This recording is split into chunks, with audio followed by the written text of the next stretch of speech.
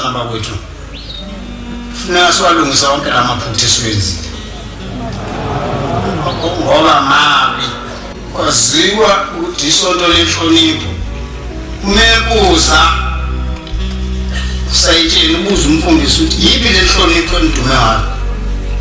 umfundisi wefisa umgodi angangena kuwaqashe ngoba ayikho iqediwe omunye umfana la ehleni vele wadonsa umbese obhokoda omunye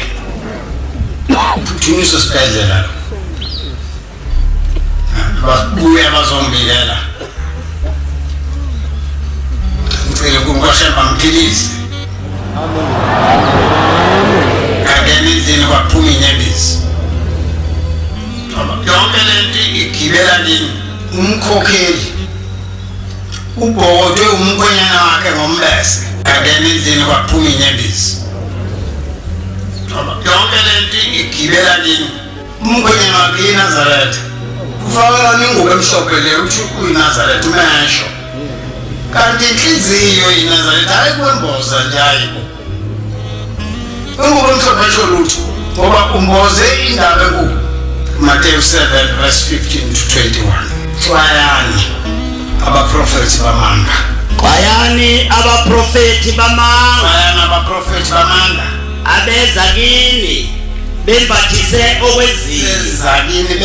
okwezimvu kepha ngaphakathi bayizimpisi eziphangayo niyakubazi ngezithelo zabo aqhubeka baba kuyakhiwa yini izinhlamvu zevini emevini namakhiwane ogageni na njalo imithi yonke elungileyo ithela izithelo ezinhle kepha umuthi omubi uthela izithelo ezinhle umuthi olungileyo ungethele izithelo ezinhle nomuthi omubi ungethele izithelo ezinhle ngiyabonga baba Luka 12 verse 1 to 3 ngalenkathi sebebuthene beyizinkulungwane ezabanyathela Luka 12 verse 1 to 3 ngalenkathi sebebuthene abantu bezinkulungwane baze banyathela waqala ukufundisa abafundi bakhe bathi xwayani imvubelo yabafarisi engukuzenzisa akukho okusithekileyo okungayi kubonakalisa nokufihliweyo okungayikwaziwa lokho enikushilayo ebumnyameni kuyakuziwa ekukhanyeni ngiyabonga xwayani imvubelo yabafarisi ikhona imvubelo la imvubelo manje ikhona la kade ingekho noma ibikhona ibicashile ingazivezi ikhona imvubelo manje yabafarisi ngezwe befundisi lelo beshumayela bephethe inkonzo ethi la kukhona abaqashile ngingangayinaka lento umuntu wasekhuluma ngoqhamu nonokwada ababezima amakhiwane laphansi kwesihlahla kunesizimo esikhulu eduze komkhiwane nasekhambile izinto unogada uyahamba ucama uvela sithe sizibeni washiya lo nogada izinto hlala isikhathana la ehlathini wakhumbula ukudla kwabo lokuya kwamkhiwane wabuye umele aphansi kwesihlahla sathatha amabili uzokhala amazanana wathi uqhuma uthi uqanta ungasabungani wami emina uthi antona sathi khambizela buza nokwasho wenze njalo uthi ngingene la esizibeni sona leso sinamanzi amahle kanje uthi awubangisakeza nancane lophuma kholo nje uthi cha bengicashile mina bengezi ngizobheza kulalo nalathi simakholo kepha sishunyezwa njalo izwi kaNkulunkulu sodwa uyabuza umfundisi nisonta ngapi ngosuku kabili bese abathathu yini awu usathana nihlala usafikile usathana siwanza mhlaba hey yezwe kuseni baba befundisi bakho baxoshiwe awu kahle bo baxoshwe nini baxoshwe phakathi nobusuku benzeni akushongo lutho insizwe ifikile idonse ibanga ata baphuma kuphele nafuna nje ukubabona uma belobe ehleli futhi bazojajela intambo awu alimane emphefumulweni kuthiwa baphuma bahamba base khona umzi la wamaNazaretha ezungeze ebuhleni akhile la asileyo ngqongqoza omnye umuzi shaya isikhathi eside kusafike lempela baze basishaya thina befundisi xoshiwe la ebuhleni inhlalisuthi ethile abavulela bangena balala sikuyayizwa-ke lento singabubula njengoba umnyaka umzobubula nje manje ngoba angazange ukuthi konje Nkosi yami yini lento engehlelayo into engayicabanga ukuthi konje uma ngihambe emhlabeni manje ubaba omkhulu uzofika thini mina nje uzobuza abafundisi ukuthi banokipha abafundisi ngithi angazi somanye izikhali zonke zikaThixo ukuze libe namandla okumelana nobuqili bukaSathane ukuze libe namandla okumelana nobuqili bukaSathane uSathane eqili ukuthi wangena kanjani emaNazaretheni amanye ukuthi awalwe namanye ngoba eyiqili kodwa kufuneka sihlome izikhali zonke zikaThixo manje umhlomo wakho uzongena uSathane akahambile njalo ngazikholiseka ungena kumuntu phela uSathane ayihlalele uma umuntu emvumela hlala kahlala uSathane Petro uqala isahluko sesihlanu verse 8 no 9 qondani nilinde ngoba uSathane hamba njengekubese elibhodlayo efuna engaselibadle mphikiseni kodwa niqine ngokukholwa uqina ngokukholwa kwenzeni uqina imithetho kaNkulunkulu sifundisiwe phela imithetho la sifundisiwe kade mfundisi ngumzwane eyifunda ungakhubekisi umakhelwana wakho emzini wakhe ukombela engasho emzini wakhe kuphela noma ngaba kuphi ungamkhubekise ngoba njengoba wenza lento angayithandi nje umoya wakhe uyalimala kodwa ulimala esontweni abanye abanjalo la bezela abanye adanga zomfica mina eJudea sohlangana noma kanjani eJudea akaboni lo muntu sila indawo kaNkulunkulu le ngikhumbula into eyenzekala ngiyawuhlonipha lo muzi ngesikhathi kukhishwa labafundisi ngahambana engqondweni kwami nje suku masheshe ufika ngicabanga ngale nto kodwa uNkulunkulu wami uzoyithini lento ngoba anginamuntu mina anginamuntu eduze wami ngaphandle kama nomkami ney'ngane zami abafowethu phela nasho bonke okubi ngami abafowethu nathi abangizonde bangibophe kusho abanye bethu ovuza umzashembe kwayinqaba uma ngifika la eJudea ku-October ngisadidekile ngoba ngiboni ukuthi lento isukaphi ngoba ngiyawahlonipha amaNazaretha ngiyawazi ubaba ngokubaba omkhulu ushone ngisemncane kakhulu kubabilanga nakubalulanga nje ngiyawazi ngiyawahlonipha nje kakhulu kanti ngikhuliswe yiwo futhi nasemzini waseNazaretha ababiza befundisi singabalandi nabanye sesifika nje wasengithaba ngicelele bona bafika lapho nje ngathi abafundisi mhlawumbe niyangifihlela niyazi kwenze njani yini lenzekayo bathi babheka phansi bonke bathi baba nathi siyesaba sihleli nje ngoba sazi ukuthi thina sizokhishwa nini ngase ngibuza kubona ukhona nobaba omncane ngithi awu ubaba omkhulu ubombela uthulile ngempela angitsheli lutho ngisho bakhona lapha phambi kwami abefundisi ithuba bilangana nokuthulile ngempela bangibukela nale nhlelelele lengayazi uma binyanga ezoluthuli ngiphethe kanje zaqhatha inyembezi babaleka befundisa belimale inhliziyo babona inyembezi bathi yasilimasa abaleka kanti ngiyithinta emsileni kanti ngiyithinta emsileni ngithinta lezi insizwa zontathu nakusasa kwavele nakusasa kwavele akuze kube manje namhlanje kuvele kunye bese ngiphendula ubombela nobabilanga nobabinyanga bangivezela wonke manje noma yini wenzayo nje ivele ilethwe kumina manje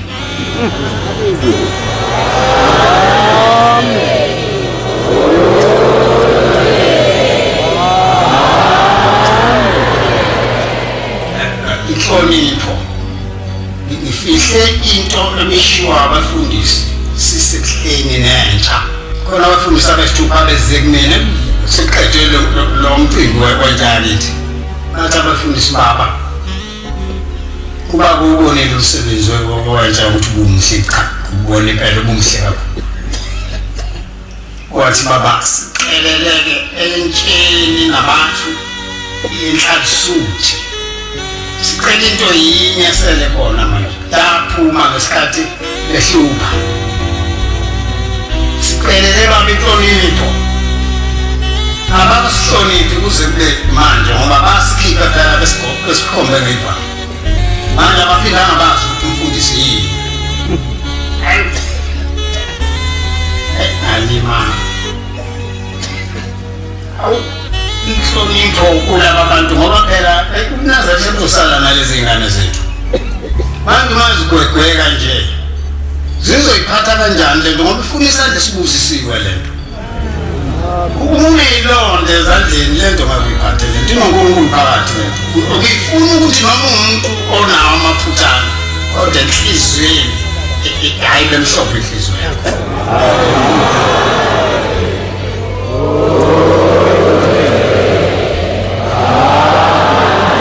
usiyabuza-ke usayitsheni ubuza komunye wabafundisi bakithi la uwe mfundisi uyasabela sibuzo usayitsheni laba abagada umhlangano leli bandlane niphi lenhlonipho elidume ngayo ngixoxelwa kuye lo mfundisi ukuthi baba washwabana amathuba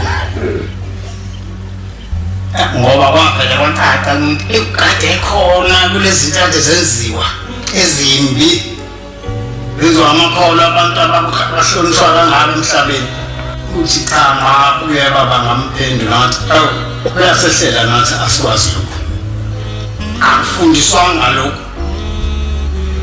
lezi ngane zizenzele nje lento embi zisiphoqe saphela nya angawa siyazesaba abafundisi namanje bathi bayayesaba intsha angazi ukuthi bantwana bethu nokwenze njani ngoba kufuneka ngempela nibahlawula abafundisi bonke nizobona nini ukuthi nizobahlawula kanjani ngoba into enayenza yimbi ngendlela ongazange ikona nakhombisa izwe bakade bephesheya nje abafundisa abantu eNdiya abiziwe ngokubona inhlonipho yelanga kuleli sonto abazi ukuthi la esikwameni kunjani kanti maye kanti phelile lento sebebuyile bathi awu eNdiya baphathwe kahle kabi kuhlonishwa uShembe khona isithombe sabo uShembe esontweni lamaNdiya phesheya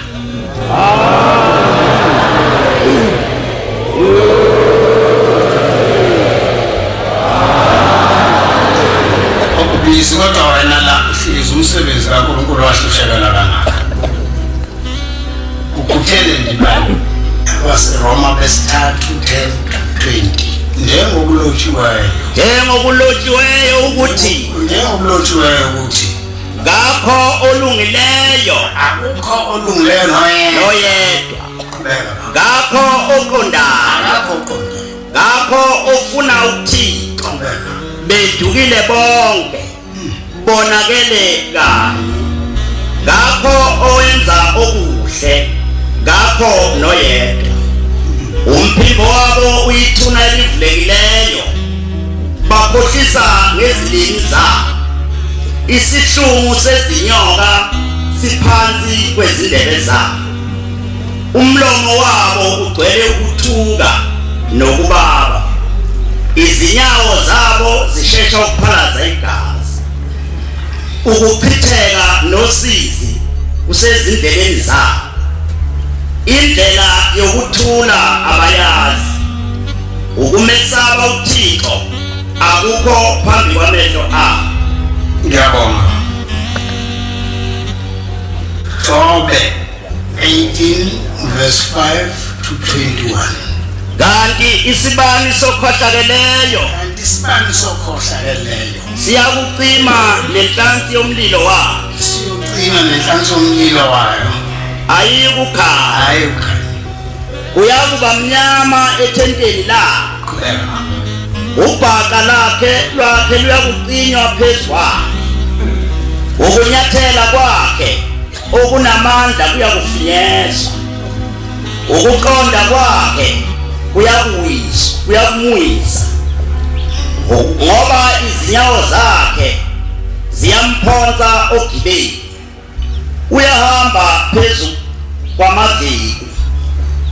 inhlali iyakumbamba ngesithelo isihibe siyakumbambisisa uthukuselwe ugibe emhlabathini nonokhala usendleleni yakhe uyakwethuswa ukwesaba inqa zonke kumethuse ekunyathelweni kwakhe amandla akhe ayakuphela ukulapha ukuchitheka sekulungile ecaleni lakhe uyakudla amalungu omzimba wakhe okuyizibulo lokufa ukuqina kwakhe kuyakusishulwa ethempelini lakhe uyakumisa enkosini yokwesatshwa kuyakuhlala edokodweni lakhe abangesibo abakhe iso lokufa liyakusakazeka endlini yakhe izimbande zakhe ziyaboma. Ngiyabonga. Deuteronomy 11 verse 26 to 28. Ngibeka namhla ngaphambi kwenu isibusiso nesiqalekiso isibusiso uma nilalela izimemezelo zezi kaJehova uThixo wenu enginiyala ngazo namuhla nesiqalekiso uma ningalaleli izimemezelo zikaJehova uThixo wenu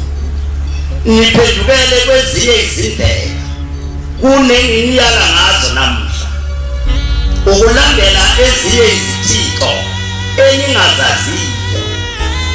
uyawuthi lapho uJehova uThixo wenu enifikisile ezweni eniyakulo ukuba nilifuye niyakubheka isibusiso phezu kwentaba. Ngiyabonga baba. Deuteronomy 28 verse 1 to 7 okuqina lapho ngomsebenzini uningi bantwana benkosi othuma ulilalela izwi likaJehova uThixo wakho. Deuteronomy 28 verse 1 to 7. Othi uma ulilalela kahle